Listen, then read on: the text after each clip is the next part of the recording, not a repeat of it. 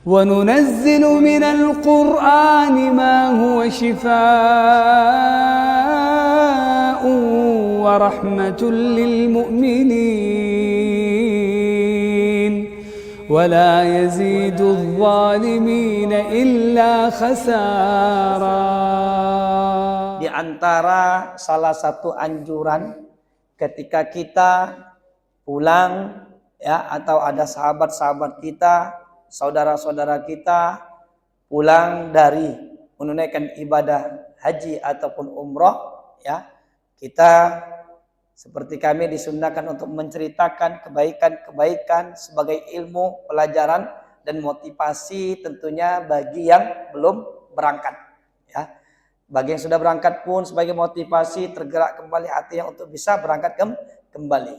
Saudaraku yang dimuliakan Allah Subhanahu wa taala, alhamdulillah tahun ini jamaah haji walaupun tidak kita pungkiri yang meninggal dunia begitu banyak. Ya, maka qil dikatakan ini terbanyak ketiga setelah kejadian Mina. Ya. Faktor utamanya adalah cuaca yang ekstrim. Ya, begitu panas sempat di atas 50 ya, tapi tidak pernah di bawah daripada 40 derajat. Ya, luar biasa ya cuaca, dan tidak sedikit juga kami sampaikan tadi ada jamaah yang meninggal dunia. Qil dikatakan juga total jamaah haji resmi. Maksudnya resmi itu yang menggunakan visa haji. Ya, dari seluruh dunia itu 3 juta. Itu yang resmi. Yang tidak resmi banyak. Maksud tidak resmi itu menggunakan visa ziarah. Datangnya minta visa ziarah. Ziarah itu artinya jalan-jalan, bukan untuk haji. Itu namanya ziarah. Ada yang menggunakan visa umal. Umal itu menggunakan visa izinnya untuk begawi.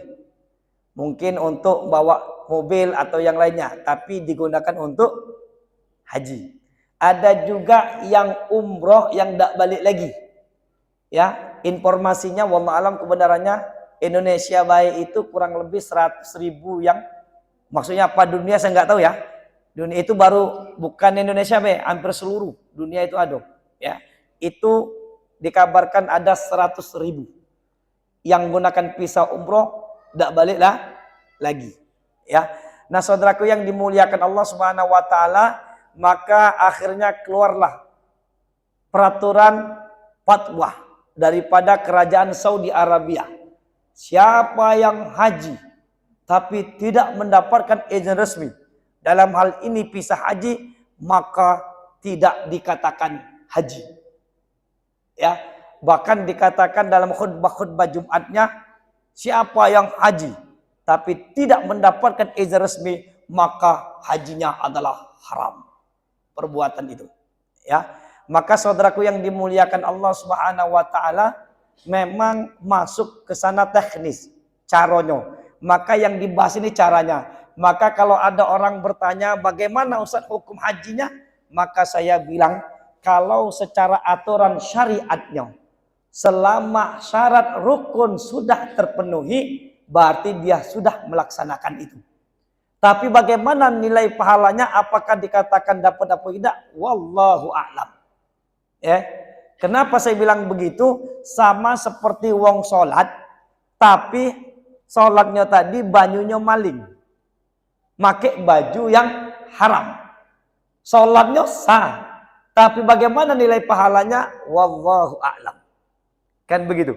Kemudian juga saudaraku yang dimuliakan Allah Subhanahu wa taala, sama seperti hukumnya ada orang sedekah tapi duitnya hasil tidak halal, ya maling dan sebagainya, kan begitu. Ya. Sama saudaraku yang dimuliakan Allah Subhanahu wa taala, karena aturan Saudi dilanggar daripada cara pelaksanaannya, maka tentu pelaksanaannya itu, caranya itu, teknisnya itu yang menjadi permasalahan. Maka kalau ingin amannya, ya sudah.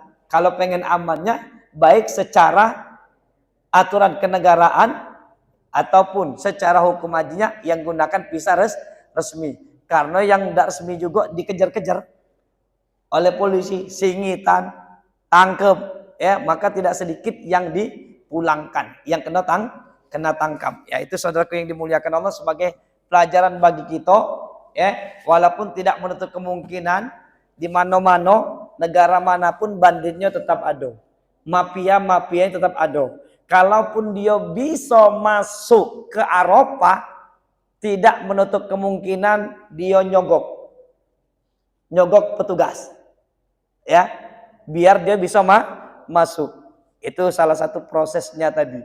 Maka terlepas daripada itu, saudaraku yang dimuliakan Allah Subhanahu wa taala, pelajaran bagi kita tahun depan siapa tahu kaget ada yang nak berangkat, ada travel ngomong kita bisa berangkat cepat, pastikan dulu resmi dak visanya itu.